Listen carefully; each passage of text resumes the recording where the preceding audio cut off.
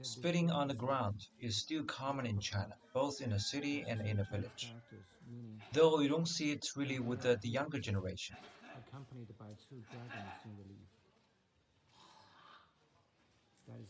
There are different patterns of it: explosion, booming, quickfire, and brewing.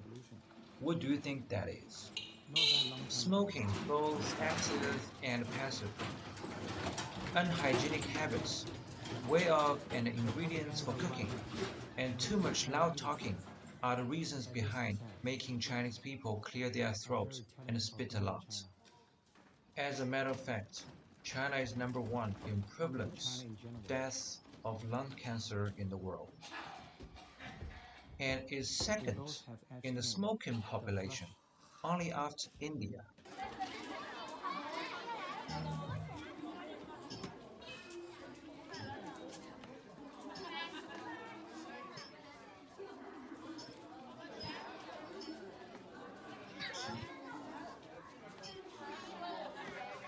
This is the only school in the village that has 6,700 registered population, with three sub-villages under it. The school now has some 120 students and teachers, including the administrative staff.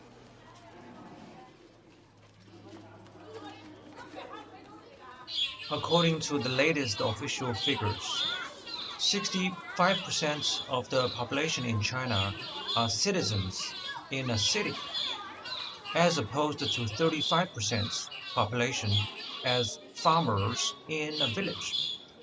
By the way, the tricycle in the video is sounding. Be careful of reversing.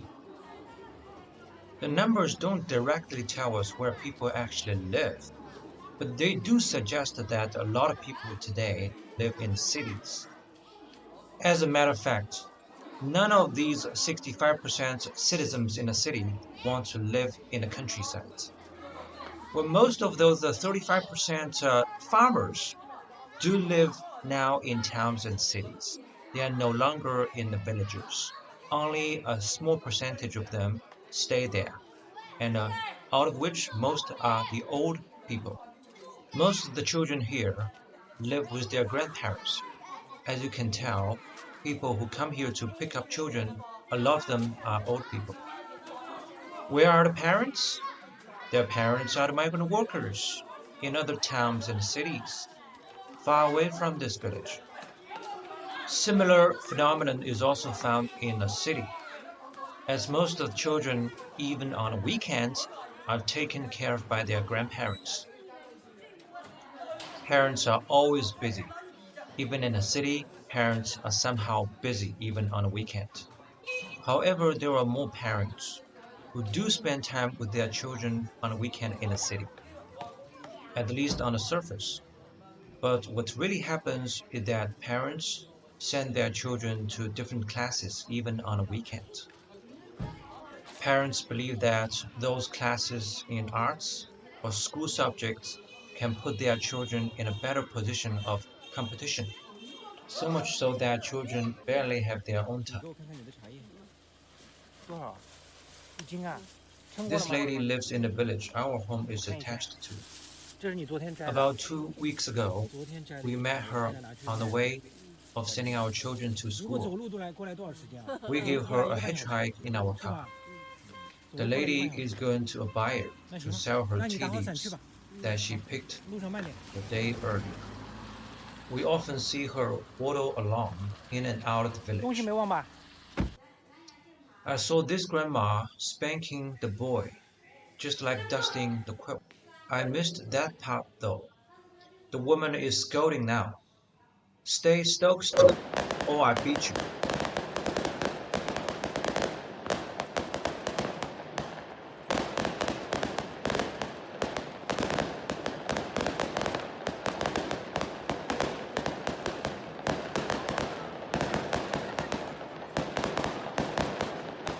This is a procession to a burial ceremony. People set off firecrackers in this occasion as they do before wedding. Setting off firecrackers is not something the government really encourages. against the policy in black and white that people can find on some posters. Whereas in practice, people still do it, as the local office is prone to turning a blind eye.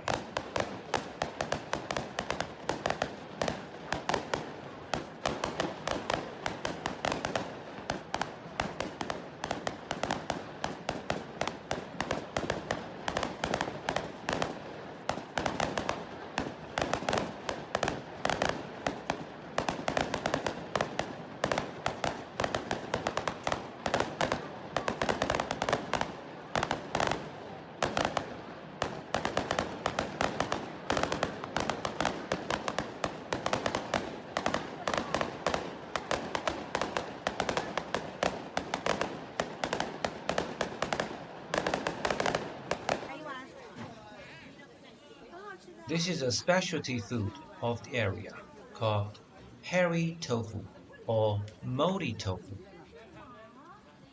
something you can find both in a snack bar and a restaurant. In this case, this is a street-side snack bar. The white hair forms in a process fermentation, which renders the protein in soybean tofu a bunch of amino acids.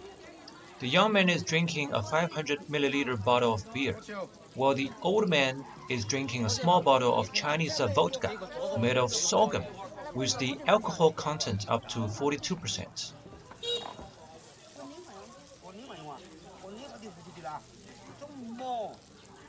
This is how the fermented hairy tofu is cooked.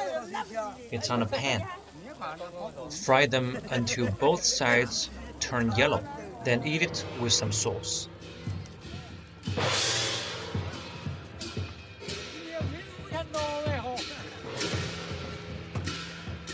We saw this parade during the Chinese New Year as part of the temple fair held annually in local town.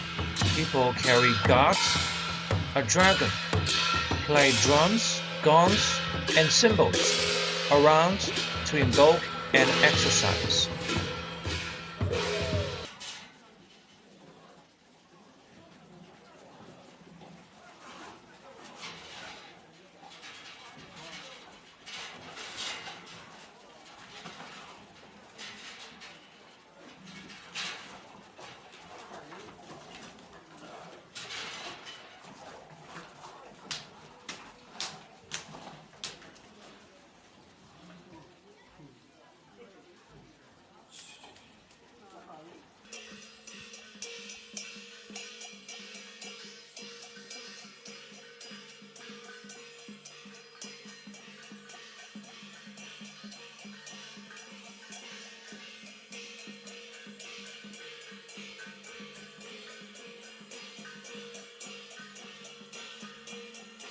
This is a mini parade held to honor a young man who enlists as a soldier.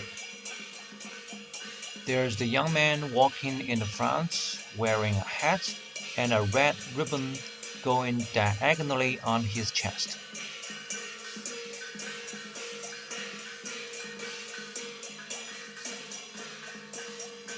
Military service is not compulsory in China.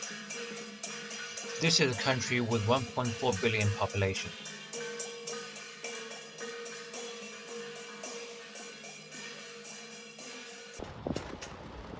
This is the road connecting the main village with my sub-village. It's quite narrow, not good for cars when passing each other. This man is the same one we just saw in another clip, whipping the pigs when two pigs were fighting for food. It seems he has just got some pigs from a household in the sub-village. Most families used to raise pigs, but now only a few of them still do it, for a bunch of reasons, such as the exodus of population and new policies against raising pigs on account of environmental protection, etc. As I know, people who raise just a few pigs can do it without any problem. But when you do it in a scale, you have to apply and pass all the standards. As to where the line is, oftentimes it's not quite clear. Or even it is, the relationship in Chinese society takes care of the elastic gray zone.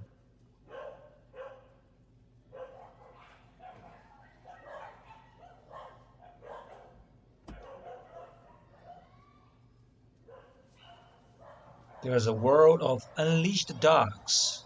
Nobody leashes their dogs here in the country. Even though there is a density of population, including kids, old people, and visitors. A gang of dogs are gathering here. One even breaks into the school.